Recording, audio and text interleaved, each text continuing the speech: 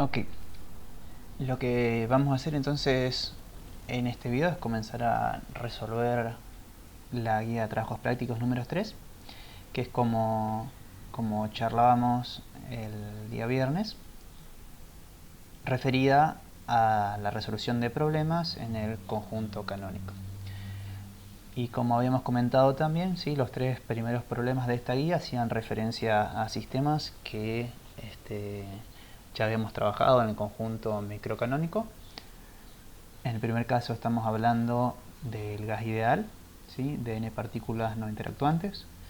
En el segundo de los ejercicios hablamos de un sistema consistente de partículas de spin 1 medio que van a tener la energía acotada, ¿sí? Cada una de ellas con un valor más o menos mu por b.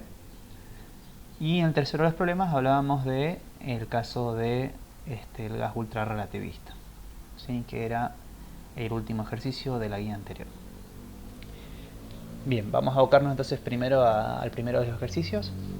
Fíjense, como decíamos, tenemos un gas ideal que consiste en n partículas no interactuantes que están encerradas en cierta región del espacio de volumen B.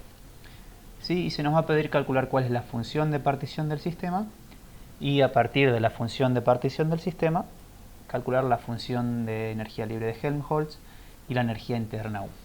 Sí, van a ver que así como cuando trabajábamos en el conjunto microcanónico, digamos así, siempre lo que buscábamos era obtener la entropía de nuestro sistema. ¿Sí? Calculábamos primero el número de microestados asociados a cierto espacio, el volumen de fases, y una vez que calculábamos ese número de microestados, conocíamos la entropía del sistema y luego con dicho resultado, digamos, ¿no? Habiendo calculado ese valor de la entropía del sistema, calculábamos las demás variables termodinámicas, ¿sí? De manera semejante, acá lo que nos va lo que vamos a buscar es calcular siempre primero la función de partición del sistema. Una vez que calculemos la función de partición del sistema, vamos a ver que inmediatamente podemos conocer cuál es la función de energía libre de Helmholtz y conocer el resto de las variables termodinámicas. Bien, entonces fíjense, en este caso, la forma de la función de partición del sistema va a estar dada por esta expresión, ¿sí? Fíjense que tenemos partículas indistinguibles, por eso tenemos el factor de energía libre de Gibbs acá abajo. Y vamos a integrar en el espacio de fases, ¿sí? Fíjense que esto no es otra cosa que una integral sobre el espacio de fases de 3n dimensiones, donde ahora además de tener en esta integral el diferencial de ese volumen del hiperespacio de fases, vamos a tener que tenemos esta exponencial de menos beta, si recuerden que beta es 1 sobre k por t, por el hamiltoniano de nuestro sistema. Como estamos hablando de partículas que no interactúan,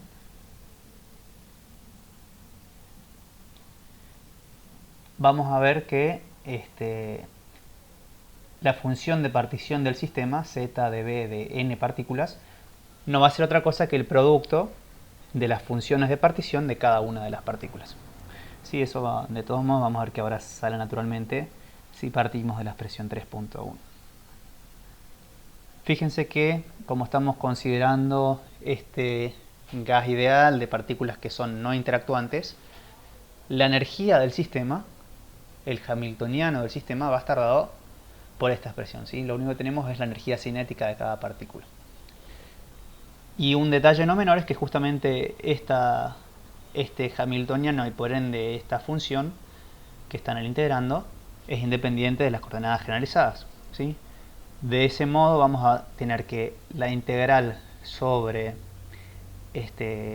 las coordenadas generalizadas nos va a dar la enésima potencia del volumen, ¿sí? Donde están contenidas estas partículas. Y luego vamos a tener que resolver esta integral que está aquí.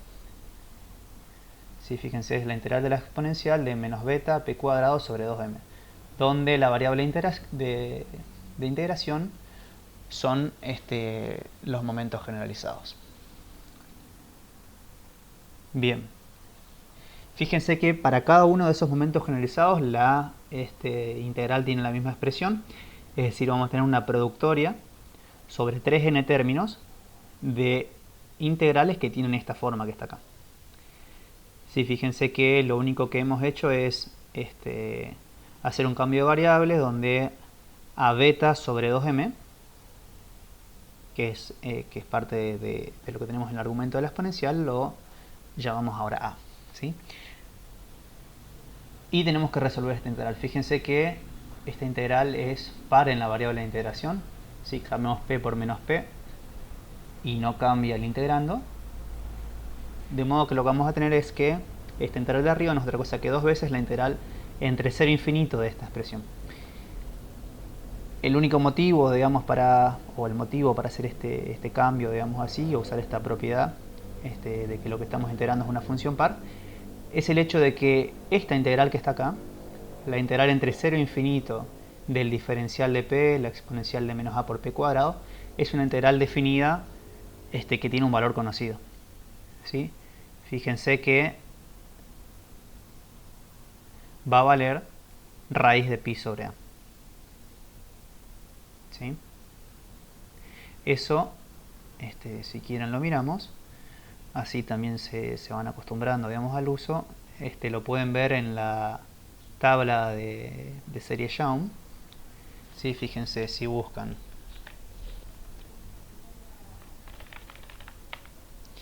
la sección con integrales definidas,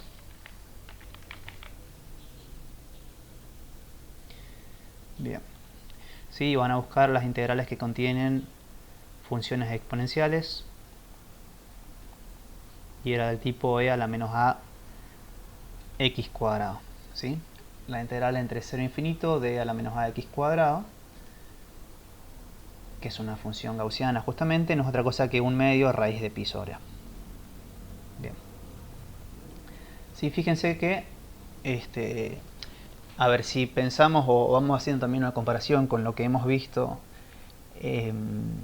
cuando resolvíamos este problema con el conjunto microcanónico, lo que hacíamos o lo que intentábamos hallar, ¿no?, era el número de microestados de nuestro sistema. Y para hacer eso teníamos que hacer, haríamos, perdón, en este caso, la integral directamente del diferencial de volumen de este hiperespacio de fases, ¿sí? Y justamente íbamos a tener el mismo hamiltoniano y vamos a necesitar hacer una integral, o perdón, conocer el volumen de una esfera de 3n dimensiones, ¿sí? Fíjense que en este caso,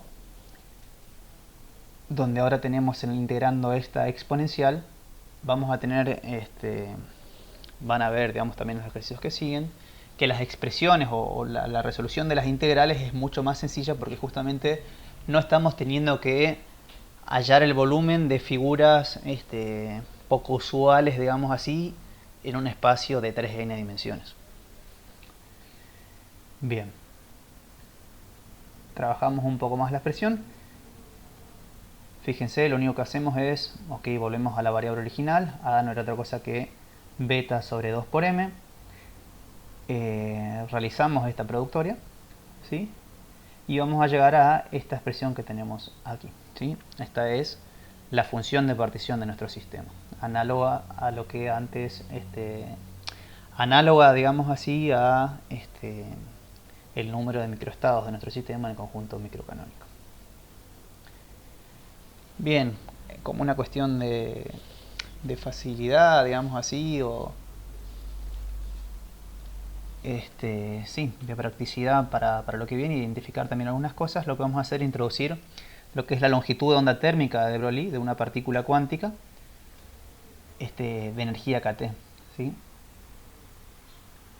La longitud de onda térmica de Broglie de una partícula cuántica de energía kT, fíjense, no es otra cosa que h sobre p, donde si además tenemos en cuenta que la energía, en este caso solamente cinética, es p cuadrado sobre 2m, y que en el caso cuántico la energía cinética promedio de las partículas no es otra que pi por k por t, fíjense que vamos a tener que la expresión de la longitud de onda térmica de Broglie tiene esta forma que está acá, ¿sí? Y eso lo vamos a introducir aquí en la expresión de la función de partición.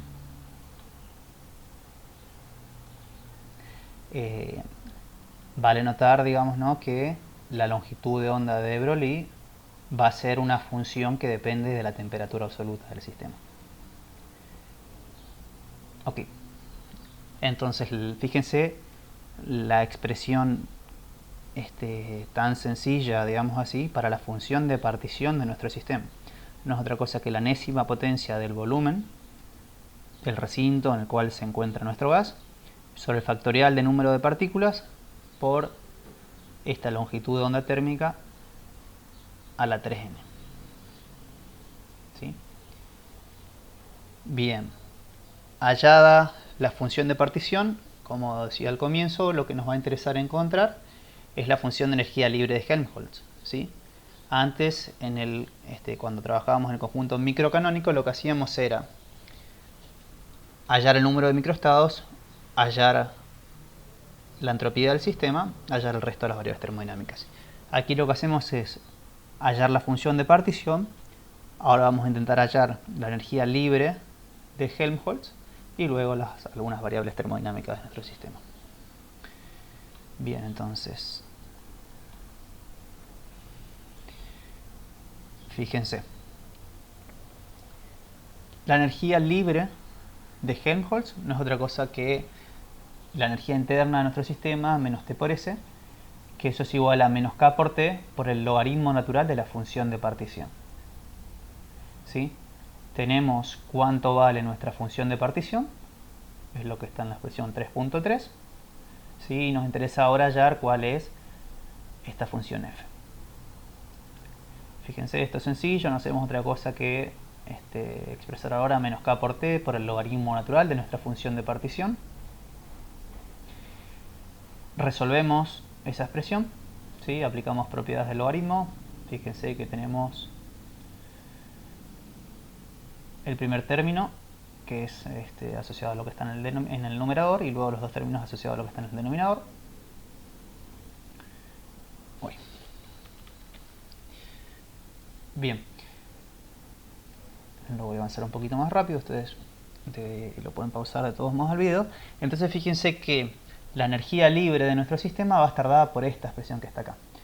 No es otra cosa que menos n, el número de partículas, por la constante de Boltzmann, por la temperatura absoluta de nuestro sistema, por 1 más el logaritmo natural de esta expresión, que depende también, fíjense, esta expresión depende de la temperatura absoluta de nuestro sistema, ¿sí? Lambda, habíamos dicho que era lambda de T. Bien, y como les decía anteriormente, una vez que tenemos esta función, la función de energía libre de Helmholtz, podemos calcular otras variables termodinámicas. ¿De qué modo lo hacemos? Bien, fíjense cuáles son las relaciones que vamos a ir usando. Lo primero que uno sabe es que esta función, que es una función de estado, es igual a la energía libre, perdón, la energía interna de nuestro sistema menos la temperatura absoluta por la entropía del sistema. Calculamos la diferencial de esta función. Fíjense que no es otra cosa que el diferencial de energía interna menos T por el diferencial de entropía menos S por el diferencial de temperatura. ¿Sí?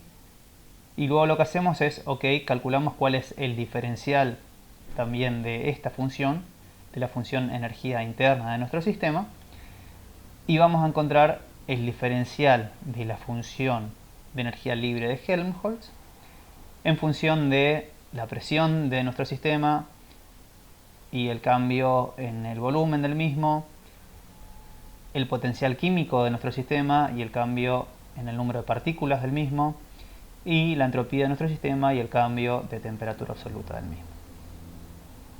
¿Sí? Fíjense que para ello lo que hemos usado también es que el diferencial de la energía interna del sistema tiene esta forma que está acá abajo. Bien. ¿Sí? Entonces fíjense, en 3.4 tenemos la expresión para el diferencial de esta función f. Fíjense que lo que hacemos a continuación es expresamos la derivada de esta función respecto de las variables que van apareciendo aquí en 3.4 de estos diferenciales, digamos así, y mantenemos constantes las demás variables, es decir, calculamos, por ejemplo, la derivada de esta función respecto del volumen, ¿sí?, manteniendo constante la temperatura y el número de partículas. ¿Sí? Eso no es otra cosa que menos la presión de nuestro sistema.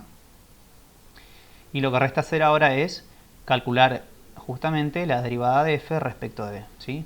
Volvemos a esta expresión que está acá y calculamos la derivada de f respecto del volumen. ¿Sí? Fíjense que es una expresión muy sencilla.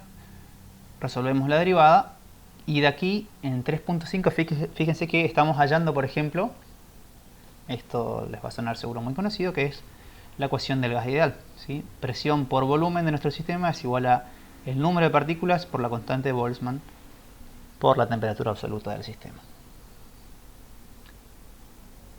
Bien, vamos a lo que nos interesa, digamos, y esto es lo que se nos pide en el enunciado. Calculamos la derivada de la función de energía libre de Helmholtz respecto, fíjense ahora, de la temperatura, y mantenemos constante el volumen y el número de partículas de nuestro sistema. ¿Sí? Fíjense que derivada de f respecto de t, manteniendo constantes las otras dos variables, no es otra cosa que menos la entropía de nuestro sistema. Volvemos a la expresión de f y calculamos la derivada respecto a la temperatura. Otra vez es una expresión sencilla y fácil de derivar. Y fíjense, obtenemos la entropía de nuestro sistema.